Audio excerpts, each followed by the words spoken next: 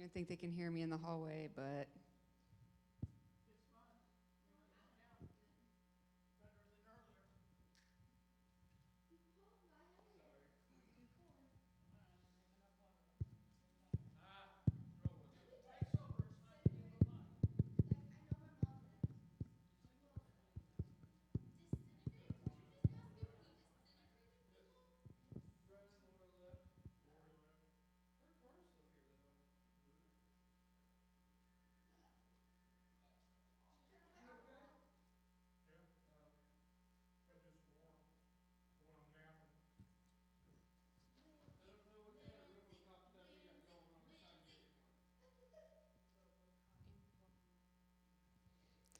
Andrew, is it go time?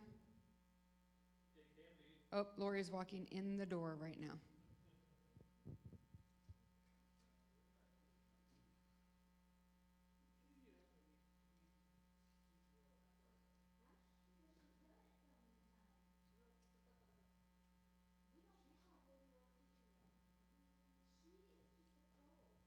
Lori, the flashlight on your camera is on. You can. It will drain your battery.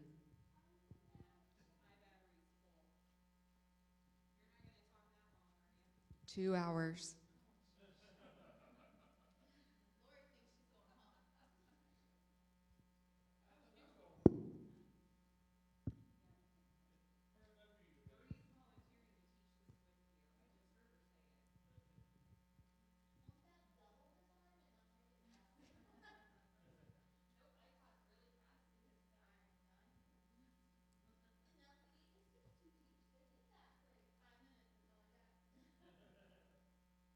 Do we have everyone? Yes? Okay. So I was asked if I would talk about behaviors, and I can't tell you how many times in the last couple weeks I've sat down to start this presentation and thought, I don't know where to start. Like, that is such a huge topic. So I'm going to let you guys lead most of this as far as what you're seeing and what you want. But a couple of things that have come up today that I would like to just kind of touch on are, in particular, autism and ADHD. What I would say about that, though, is if you meet one kid with autism, then you have met one kid with autism. So I could do like 8 hours on autism and it still not address what happened with the next kid that walked in the room. The other thing, though, I would say is any behavior modification stuff that we talk about for a student with autism is good behavior modification stuff that could work with any kid, whether they have that diagnosis or not. I will also say that it printing out on the tags, I'm not sure I'm a fan of. Not that it's bad information for the teaching staff to have if the family has divulged that information, but it's just putting a literal target on people's back also. I'm not sure that that was an intentional thing. I think it was put in intentionally. I don't think it was realized that it was on the ticket, on right. the sticker. So I'm not a fan of doing that as a regular. An EpiPen, like kid has an EpiPen, totally get that. But again, it's a matter of what the family wants. A couple other things that I kind of wrote down as we were talking today. I think too many times we kind of, this is going to maybe be offensive, but get in our own way and we get into power struggles. So I am really good at behavior mod stuff at work. I am really bad at behavior mod stuff at home.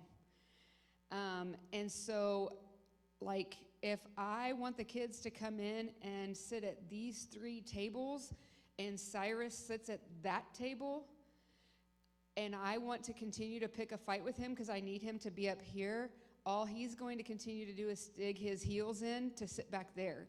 And if he's not disturbing anyone by sitting back there, then don't get into that power struggle with him. You're really giving him what he wants, which is attention. And so, like, if he's sitting back there, then, okay, he sits back there. And, I mean, I'll talk about Cyrus hypothetically, but also quite honestly, because he's a definite dig his heels in type of kid. But he also is the type of kid that sometimes does not want to join in the activity. And the more you push that, the more you're going to amp him up. And a lot of kids are the same way. He gets anxious about that, or there's something, I don't know. I wish I could flip the switch for him, but there's something that's causing him some sort of stress about doing it. And now you're also wasting everybody else's time that you could have just moved on and started working on things, and he will hear way more than you ever know sitting right over there.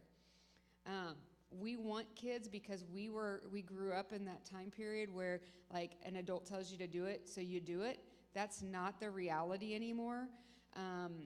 And so we talk about giving choices. That is huge for kids, and people really struggle with giving choices to a kid because they think that's giving the kid all the power. But I control what choices I've told them. I control, you can sit here by yourself or here with the group. I really would like for you to be in the group, but you can choose between the two. What I didn't give them the choice of is to run around crazy and hit and kick and destroy everything. So as I control what choices I'm giving to them, but they feel like they have some power in the process to say, well, I will do this, but not that type of thing. Power struggles are huge, though. We see it all the time in schools, and especially with administration sometimes, because you will do what I say. And again, that's how I was raised in my household, but that is not how a lot of our kids function. Also with our kids, like, we want them to sit in that chair, back straight up, eyes fully attentive on me, not fidgeting, not doing anything. Not the reality, especially for kids that struggle with attention deficit disorder, hyperactivity disorder. Those kids, like, maybe doodling. I saw people today who have been doodling and drawing pictures and fidgeting and had their head down. That is not a sign of not paying attention. For them, that is how they pay attention. If they are not constantly moving, then they're fighting everything else that's in their head. That gives them their point of focus, and they're now able to hear.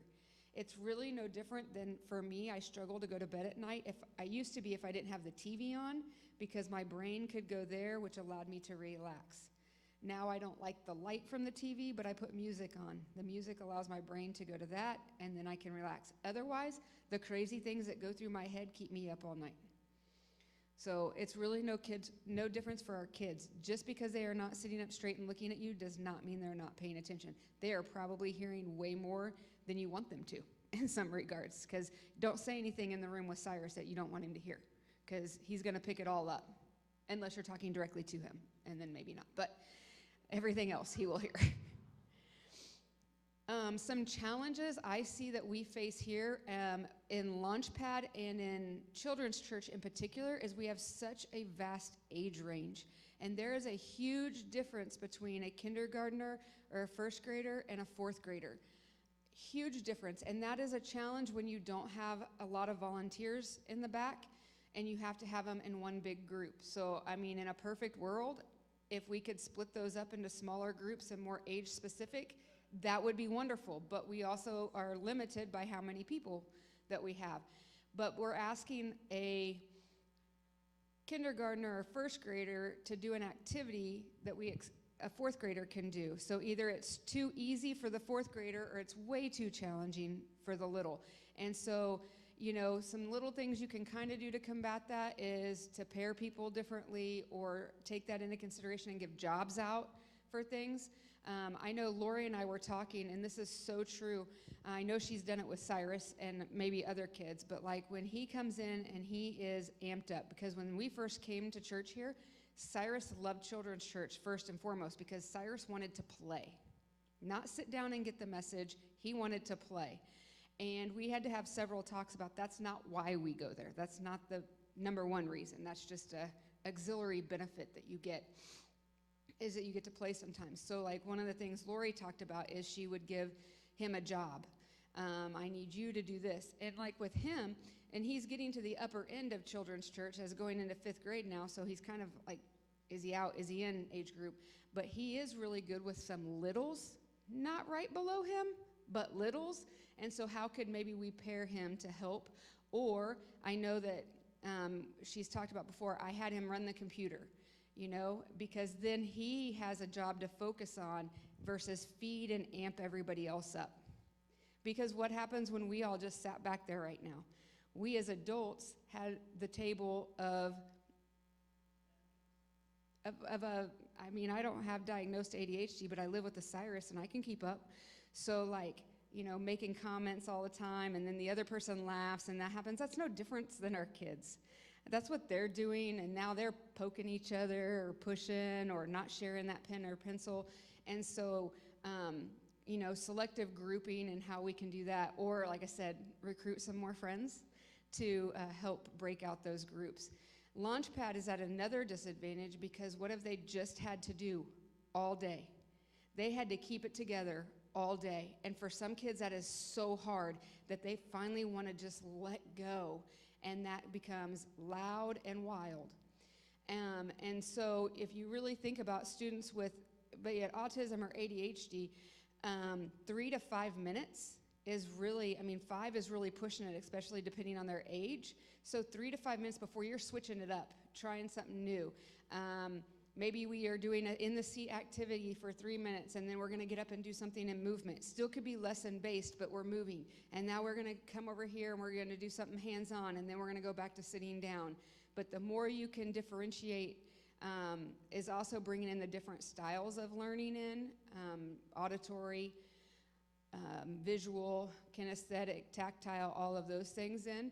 It does take more work on the planning side of it. I don't know what all the curriculum pieces are that we use and how many options you have, but it is easy to pull out the worksheets and put them out there, but that's not gonna work for all kids. And so how can we differentiate that? Every, like I said, 3 to 5 minutes. I mean, and that's hopping, but so are their little brains. They're hopping. I know they come in and eat, which they're usually hungry after school in particular, and maybe there's some play, but how can we incorporate, like I said, you can incorporate the play into the activity too. There's lots of things out there. I mean, I'm not gonna tell you I'm the master of planning, but like Google is my friend. The other thing is routines. So we have different people who teach children's church every week, right? So that means those kids have to learn different expectations every week for those people. And some of our kids don't come every week. And so like what happened the last time we were here is different than what's happening this time is here.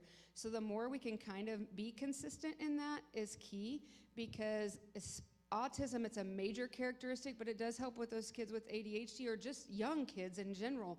The more they know what is coming next and what to anticipate, what those procedures are, the better it is for them. So we talk about, like, students with autism, you're really, really cognizant about anytime there's a change and you telling them as upfront as possible. Cyrus does not have autism. He does have ADHD, but that's huge for him because he also has trauma. And so if he knows what's going to happen next, it takes off that anxiety for him and helps him adjust. Now, he, again, is much better 3 years later than he was when I first got him, but these are things we may not know about our kids that walk in the door. We don't. Most people now, unless they've been around me or heard me talk about him, don't know that he is adopted, don't know that he smoked meth by age 5, don't know all the things that happened in his life. And so they don't know all his diagnoses either. And I don't want to necessarily, I can talk about Cyrus pretty openly, and most of the time he's okay with that, but that's not gonna always be the case. So, I mean, we have to also understand that what they're presenting to us might only be what there may be so much more underneath. Like, I worked in alternative education, absolutely loved it, but I was physically attacked and verbally attacked daily and multiple times a day, and I can tell you 99% of the time they were not even mad at me, and it had nothing to do with me. Matter of fact, I was probably more that safe space for them, and so it was easier to take that out on me. But if I start taking that all personal, then it becomes tough. And it's tough because you only can take so much before you have to, take care of yourself too. But just know that we aren't gonna always know the story or everything that happened at home before they got here, or what they're afraid to go back to, things like that. But that's just all part of it. So that's kind of a whole lot of an overview, I guess. I don't know, but if there's specific behavior things that you want me to talk about, I'd happily talk about those.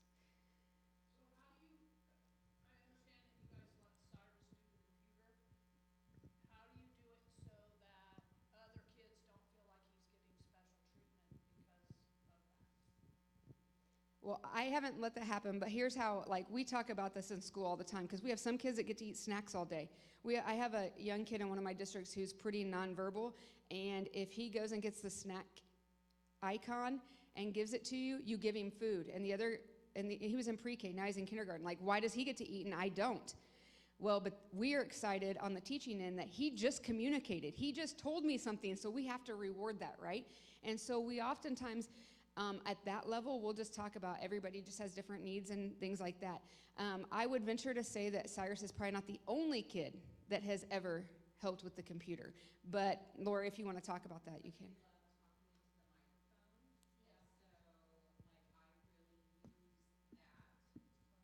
As a motivator for them to, when they get to like read, I have the older kids read the scripture and they're getting to hold the mic. And then like if a younger kid is answering a question, they get to hold the mic.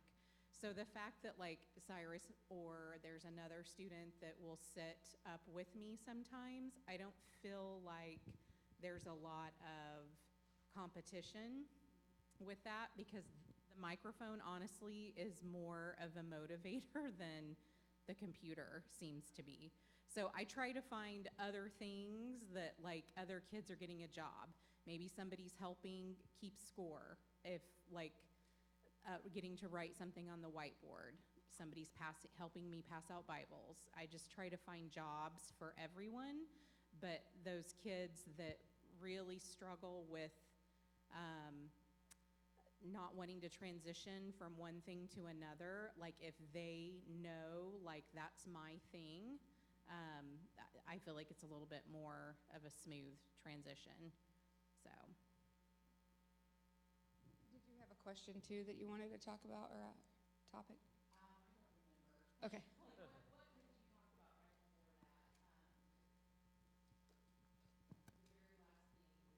The very last thing. Routines, procedures. I don't know. That was my last note. So another thing that I kind of started doing, the kids like to play for a little bit when we first get started, and I'm fine with that because we have people that come late, but I'm setting a timer on my phone and I'm telling them 2 minutes, we have 2 minutes. And then when the timer goes off, I'm like holding that up to the microphone, and that has worked really well then, like they have that expectation, they know when the timer goes off that we're coming together, so.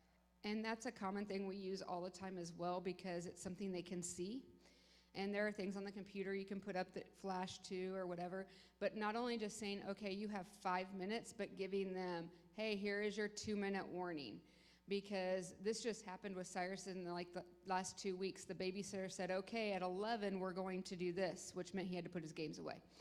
And 11 came, and I have video of it because it was absolutely insane what my kid did. But she just was like, okay, it's 11. And he's like, well, I didn't agree to that because it didn't fit his needs, right? Like he wanted, or not even need, he didn't fit his wants. And so it became a huge deal. But she's 17 years old, and I thought she did a great job of saying at this time or in this amount of time, please give it to me or whatever. Unfortunately, he didn't respond to that very well. And the only advice I could really give her is maybe give him a warning ahead of time. But sometimes they're going to dig their heels in, and really it comes down to like safety. If a kid is, doing harm to self or others, then we have a bigger issue at play. If they're disrupting the learning of all, if we can get them moved away is also a key, because once you remove their audience, a lot of times it will come down. So we even talk about that when they're throwing a fit. If we cannot get the student to leave the classroom, then sometimes we move the classroom out, and then the kid will settle down almost right away because they don't have the audience to fuel them even more, or them to try to save face. Because that happened with Cyrus at the pool a couple weeks ago.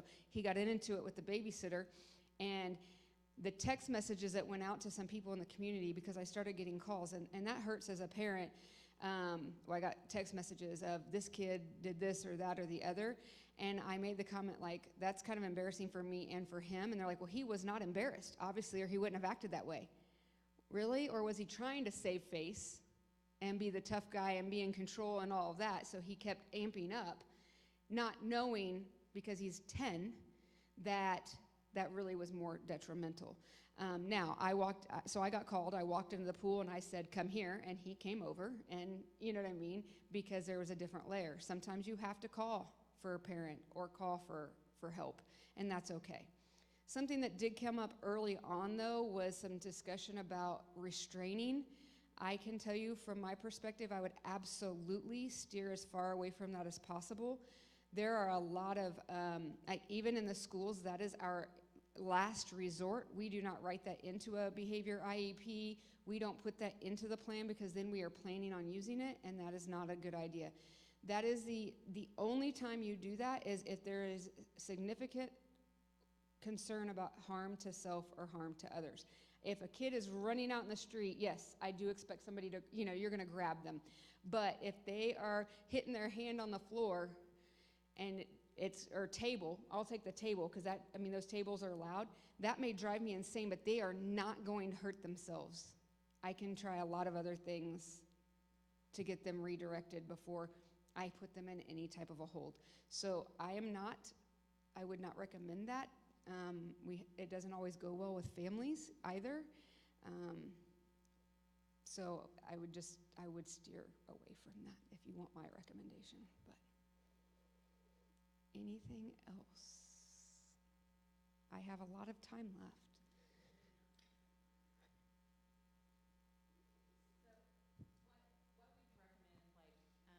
We've had some that want to run. And so if we have our helper back there, they can go after them. But what if it's just the teacher that's back there? And granted, usually like Larry Herman or David are out here, but I can't always get attention. So if it's just one person, what should we do if there's a kid if like we're talking, the door's not locked at this point? So, and we'll have a tough time locking the doors to exit because of fire code. Right. To be really honest on that, so that's not going to completely solve all of that.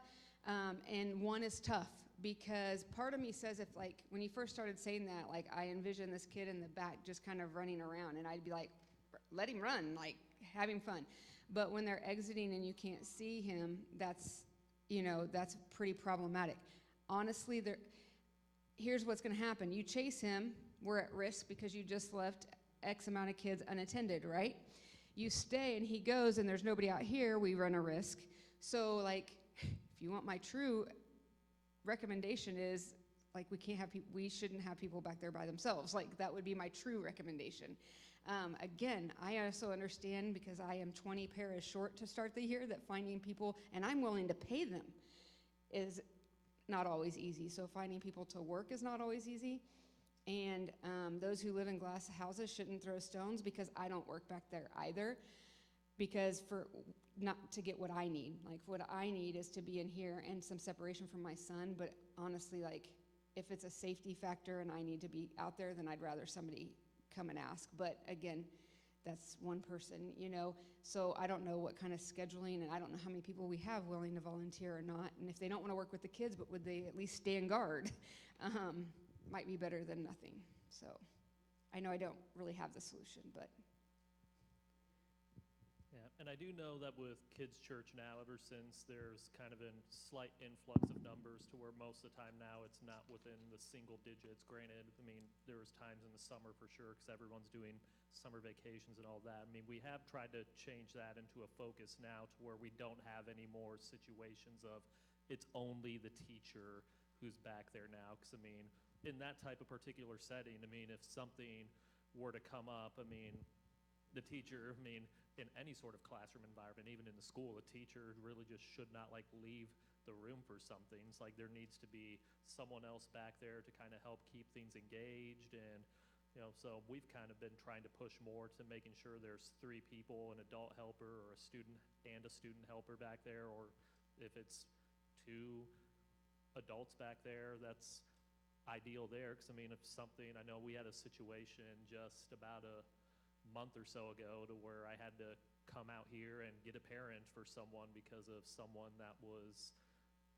having some behavioral issues. And I mean, if we had this situation before where it's just Lori, Marie, or whoever back there, I mean, that puts whoever in a very, very tough situation. So in order to keep things going, we need people back there, but yet also it's protection's sake for whoever back there too, for just protection of accusation type stuff or anything in general back there, for especially, and it also is just a general ratio thing of however many people we have per adults. So with getting right around at least 10 or so now, I mean, we should be having about 3 back there for about a 1 to 5. So I would also, I also touched, that was a lot of alsos, but I touched on routines and procedures. We talked in here earlier about we don't know what the routines are for, or what should this procedure be for this safety aspect. We need, I think, also probably need to have some consistent non-negotiables that are carried out throughout, because as much as they want to know what's happening next, if they don't also have to guess how this rule is or that rule is, it helps. So the biggest advice I give anyone who's going to have a Cyrus in class, and I go every year and they don't want to listen to me, so now I have enough teachers built up that he's had that can go tell them for me, is you better establish the line and hold the line and be consistent with him. Because if you give my kid an inch, he is 15 miles down the road and you're never going to get it back, ever. But if you hold the line, you tell him where that line is and you hold it. I mean, he's going to push it and he's going to tiptoe past it to see if you're going to call him on it. And if you don't, he's going to keep going. But if you do and you hold it, it won't be long before you don't have to do a whole lot besides say, either with the look or maybe, Cyrus, I need you here. But building those relationships with kids, and like I said, that becomes difficult in Launchpad when we don't have the kid every Sunday as well, and we may not know them, or they're not consistent. But if you can do those things, then it just goes a long way. Or to find what they will work for. What is that little reward? And reward way more than you have consequences. If Cyrus is running around in the back and he comes over and sits down for 30 seconds and he's never sat for 10, Cyrus, I love the way you're sitting here. And if he'll work for one M&M, then give him that one stinking M&M and keep moving, because now he wants to replace the behavior, the bad behavior, with the positive behavior. You don't have much time, and some of our volunteers don't have teacher training, and so they don't have a lot of those tips and tricks. But I used to come into Launchpad sometimes just to help with crowd control. I couldn't commit to being there all the time because of work, and proximity and just little things like that go a long way, but I also knew a lot of the kids from school, and that helps. So, I mean, if you have a specific kid, and I know there's a few heavy, what I would call heavy hitters, and Cyrus is probably in that group on any given day, that you want some tips or tricks on, or you want to know, I can come observe too. I'm not going to tell you I'm an absolute behavior pro, but I do come at it from a different training level. I don't get CPR first aid 4 times a year, but I get behavior training the last 23 years, I don't know how many times. And we do have teachers or people who work in schools that could do that. It does not have to be me, but ask. And if you know that some other teacher has that kid and they seem to not have the problem, then just say, hey, what have you done that works? So I think moving forward, if we have numbers that are more teacher-student ratio numbers that are better, or so that we can split up some age groups too, not only safety, but also to split age groups so that we have different levels of maturity as well as ability levels. That's the ideal world. May be difficult, but that's the ideal world. And if we can establish some consistent norms for what it's going to be like in there, are we going to play first, and then we're going to do the seated portion, and then we're going to, what does that normally look like from class to class? I still could go for 45 minutes. I told y'all I love a microphone, but what else do you got?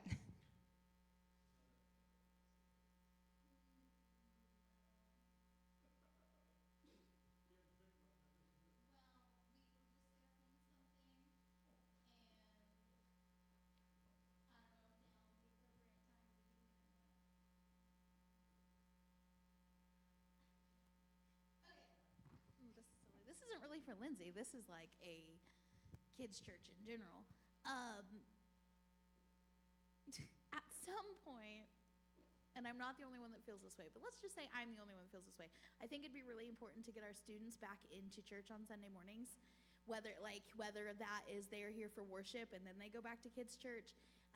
But there's a lot of a dying art of learning to, not learning to sit, because that's not, but yeah, learning to sit anywhere. The behavioral of sitting and worshiping together as a family and seeing it across generations that we're losing because, not just we, like churches in general are losing because we're separating them, and so they hit 5th grade or 6th grade, and then they're coming back to sit in here, and then it's like they're laying down and they're doing whatever. And they're really struggling. And I will tell you, I've seen that with somebody that went through that. They were not ready just because they were going into 5th grade, and walking in here was way more stressful. And I'm going to venture to bet that took their desire and their drive for God to instantly start losing ground, not gaining ground.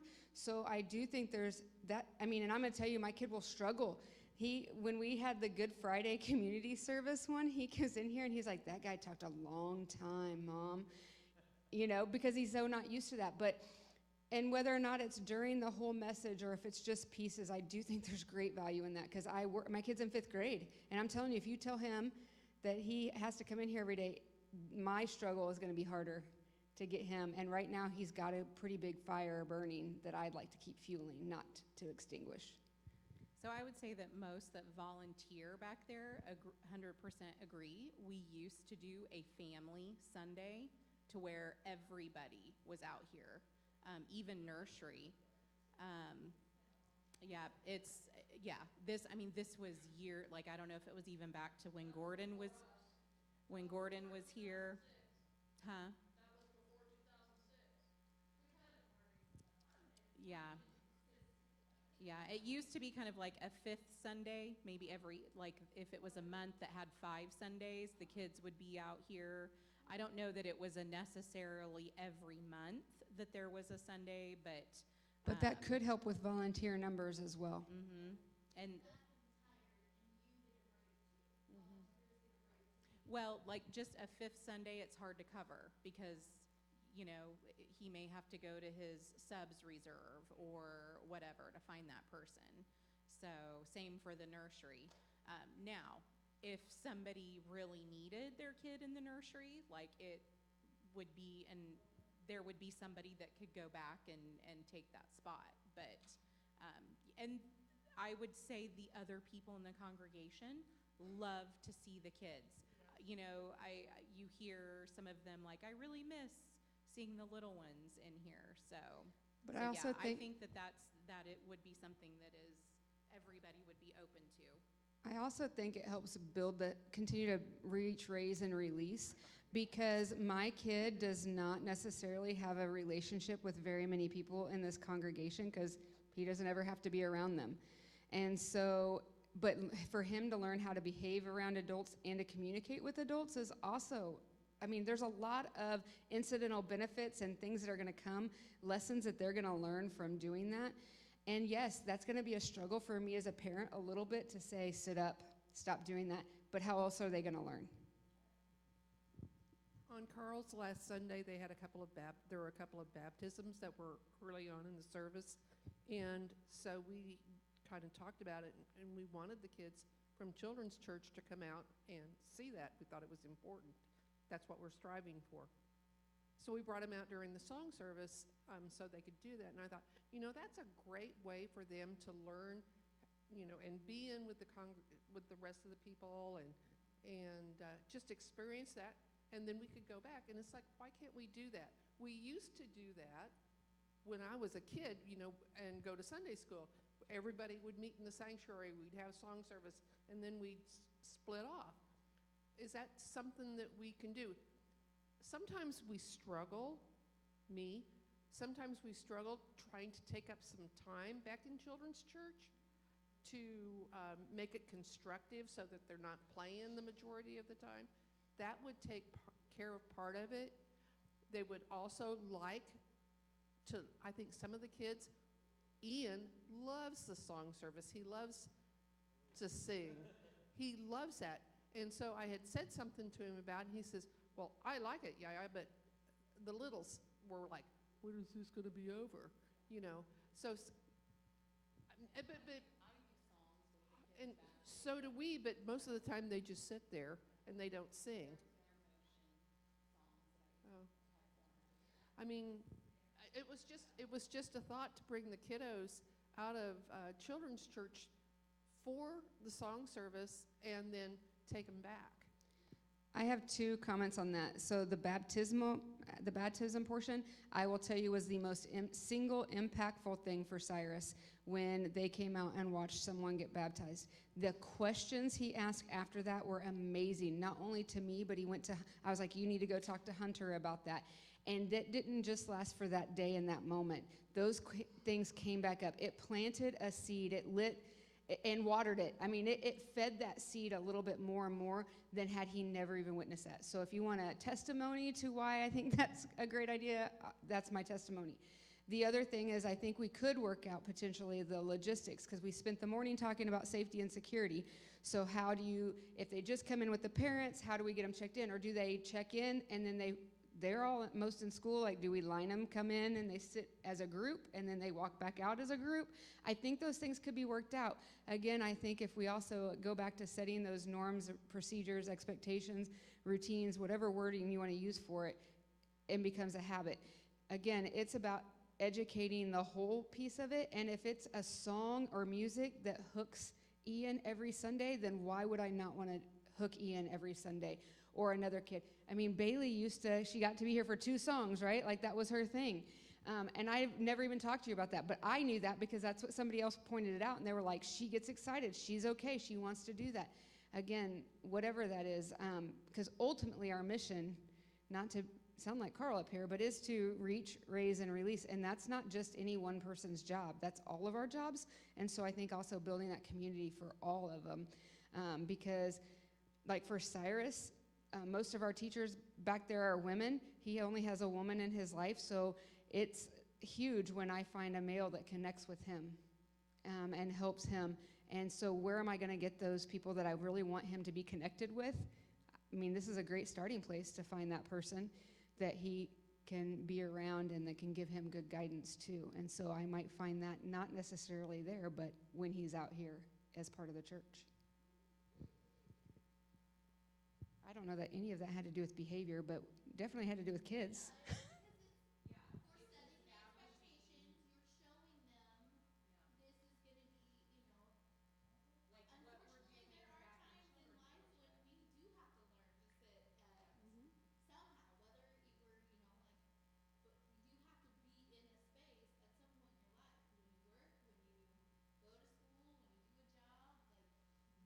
But I'm also thankful, like, I grew up in the Catholic Church, and so, like, that was painful, and, I mean, I always thought I could get a nap in, and Dad didn't let me get the nap in during church.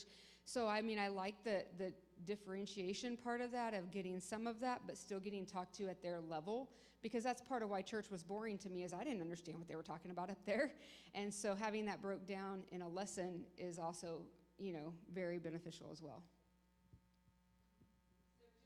If we do a family Sunday, something that like other churches that I've gone to, they have an activity page for a kid to where that like goes along with what the message is. And so like for the older kids, if they hear, Jesus said, they mark that down. They're listening for key words that are maybe on this sheet. Like the younger kids, it could be a picture that has to do with what the message talks about. Again, it's not like they're just sitting and they have a tablet that they're looking at, or, they have toys that they've brought with them. Like, they still have an activity to do that, like, engages them with the message. And again, my teacher hat comes on, and the other lessons that they're getting from that, not only in terms of from a behavior standpoint, but like during worship when the words are up there, like if they can't read that fast, but they're starting to follow along, it can help reading skills. Like I tell people who have really struggling readers is turn on, if you're watching TV, turn on the closed captioning, because now they're following those. So there's some of that, active listening skills those are all like great things that we take for granted, but we are teaching all the time. And again, what better environment than at church? There's a lot of truth to turning on captions. I have one ear that's not as good as the other, and I listen better if the captions on the emergency screen were perfect for me, because that's what I needed to really pay attention. But like, I've been a part of, like, if we were to get kids back in church for a full Sunday, and not just for worship, there is still the attention span that is hard. And so, like, making those quiet bags and getting some of those fidgety things to where they're still going to listen, but they still have the coloring page to go along with it. They might have something that, like, there are times when Kyle, has to sit in church and fiddle with something because he's not going to listen if he's not playing with that. Like right now. like adults, like, I need a fidget cube to, like, sit here and play with sometimes. Like, he's drawing on his cup, but he's listening, like, there are so many resources that could be used if we got to that point. And I don't think it has to be rip the Band-Aid off, do it all at once. I think we could have a Sunday. I think we could have them in and then go out. I think it could be a combination of any of those things.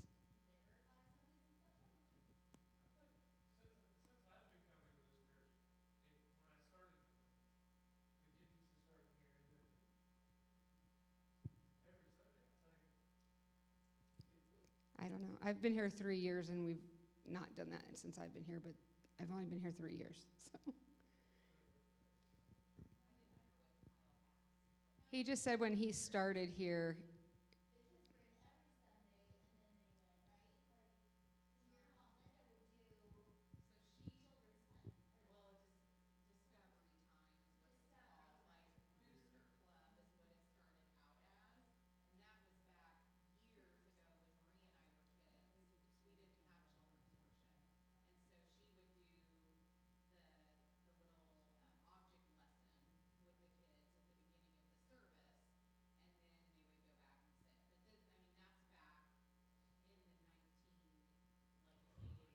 Like, 1900s, boy.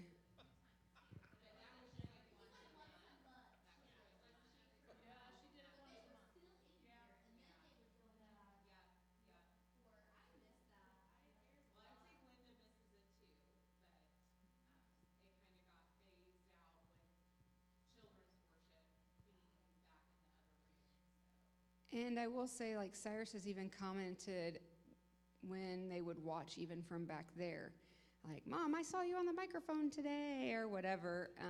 So, I mean, that had some impact, but it doesn't teach them how to behave necessarily in this setting.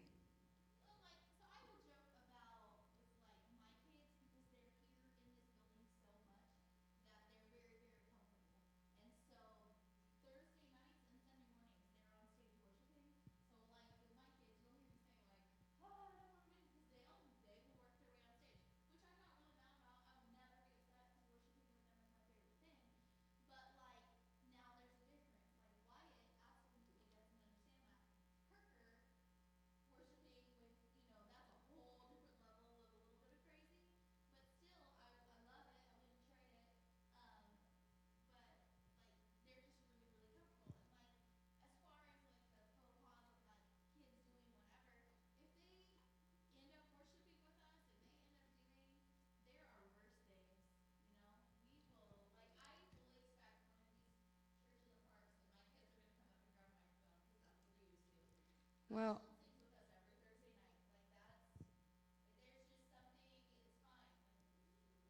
but she also just talked about the big difference between Wyatt and Parker, and they are 3 years apart?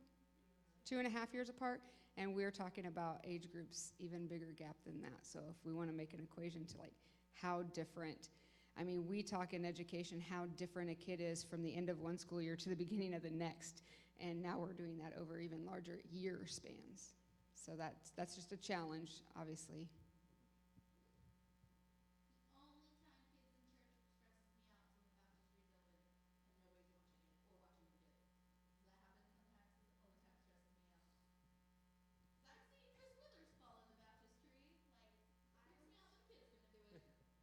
Or it could, I can totally see. I hope Cyrus is mature enough not to, but for those of you who were not here for Cyrus's baptism, Cyrus decided to swim around the baptismal before he ever actually got baptized. He thought it was a pool.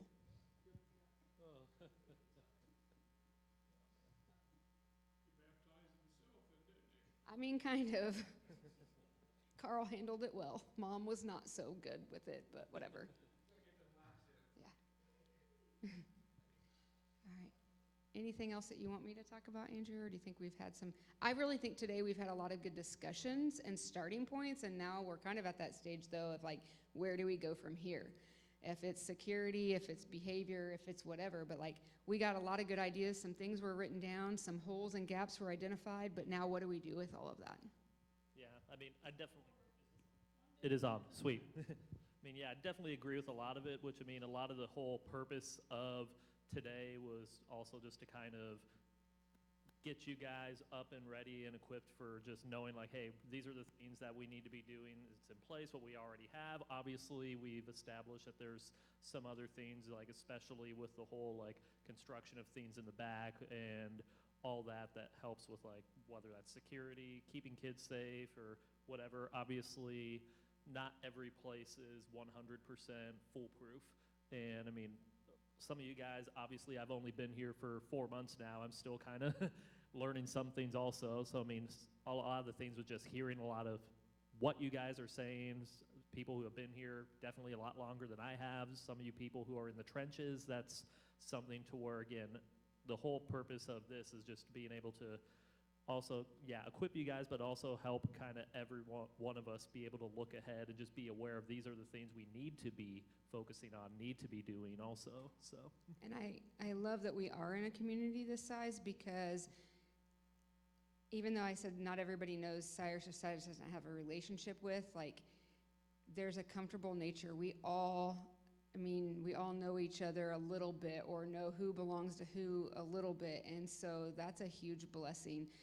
Just last Sunday, I know Andrew was about to have a heart attack when Cyrus is bolting from the back all the way out the front door. I could read it on his face, and I'm just walking calmly because I knew what had transpired, and I'm like, Andrew, it's okay. Yep. But, I mean, like, it's still nice to know that there's someone else around. I loved the comfort of knowing the first year my kid went to camp that there was somebody there that he knew and that I kind of knew to take care of it, because it did not go well his first year. Right, Lori Herman? It was really bad.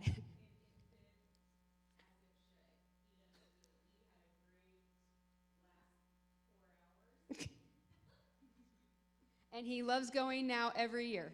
Yeah, and he loves going every year now. But again, to talk about the trauma piece and his PTSD, like, here I am thinking, I got 2 days as an, like, mom, kid free, I get to enjoy this. He's going to church camp, it'll be great. He's got this fire. But he genuinely, deep down, thought I sent him there to never come back home. And, like, we had talked about that, but until he asked James Gardner on day 2 if he could go home with him the next day, and James was like, what do you mean? Like, you're going home tomorrow? And he was like, no, they just dropped me off here. Because how many times in his life had they said, oh, you're just going to go for the weekend and never to return again? And so why was I going to be any different? And I didn't think ahead to that, because, I mean, I just knew I was going to be back there. Now he knows I'm going to be there, so that trauma is not there, but we don't know all of that story. Luckily, Lori was at least one person that kind of knew Cyrus, and so was able to help talk to him and get him through. But I love that about being in this size of a community and this size of a church. And so, I mean, that's a huge bonus, but I think we do have areas that we could definitely fill the gaps on. But okay, I'm done. It's all you. Yeah, well, I mean, that was our last training for today. So, I mean, again, something like we just talked about already. I mean, it's a lot of stuff to where things that we just need to be aware about in general, for stuff we all have to be doing individually to make sure we have the best environment, best places in place to be able to have the best care for whoever comes in the door, kid-wise, under the age of 18, and being able to have all these things, but yet also just, obviously we talked about there's things, hey, we need to do better on, and again, some of you guys in the trenches, very, very valuable things. These are discussions that need to be having. So, and obviously it's not 4 o'clock yet. So, I mean, kind of that time parameter is just based on a little bit of a lot of all the stuff that was going on, just kind of adding it all up. Yeah, probably going to be right around maybe 4 o'clock. Obviously, it is definitely not 4 o'clock right now. So that is kind of all that we have for a lot of the things there. So I do just kind of want to mention a couple things, just again, as a reminder. We've recorded the ones that were in here because, I mean, especially with the AED CPR and the setup and everything over there, could not take care of that whatsoever, as well as a couple other reasons there. And also, because of that, they're going to be just downloaded video files. We're going to be probably, I'm guessing, having them as like unlisted YouTube links or something there or something like that, so that way anyone who was not able to make it, they can still just kind of catch up and see some of the things that have been talked about a little bit. And I do want to just kind of address just a couple sort of like FAQ type stuff that I had going into preparing for a lot of this. So I know, like, when we had announced it, I originally think at the end of May, if I remember correctly. So I had mentioned that this was like having a trainings were going to be things that would be requirements for being able to work with our kids. So obviously this is the very, very first one, and being able to address a lot of these things. Obviously there's things, even just how we ended up doing things today, we'll kind of have to visit a little bit, like, okay, what can we do better, and all that type of particular stuff. So what it did not mean was, oh, if you did not make it to this particular day, then, well, sorry, you can't be serving anymore. So that is not something we were going to be doing anything like that whatsoever there, just because obviously it is brand new, and also it would not be very, very wise to be able to be like, oh, sorry, all these people can't serve anymore, and obviously there are needs. We're aware of that.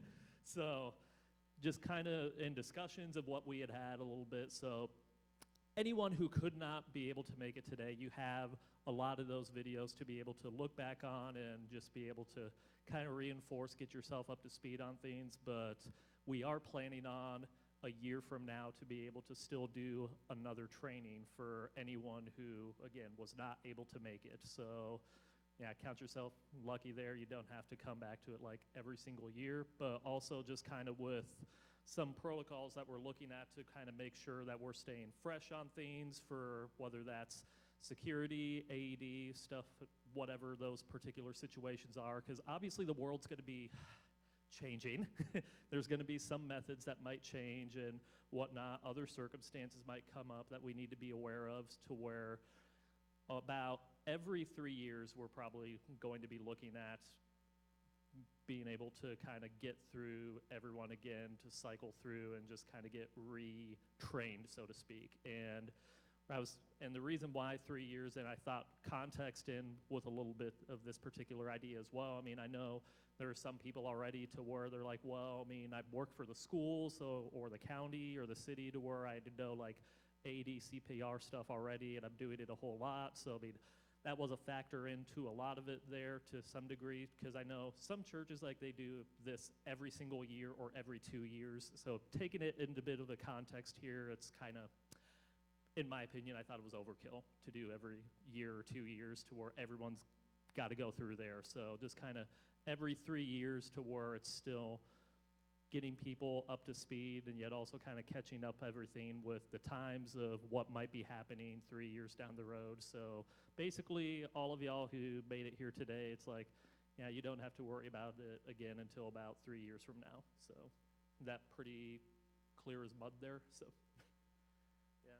So again, and right now I've kind of have a tentative date that I did set for another training yet. I haven't put it on like a church Google Calendar yet or anything, but right now for 2025, we're leaning towards Saturday, I believe it's August 16th, because I'm trying to make it still just kind of like with this, away from all vacations, but also school has not started yet.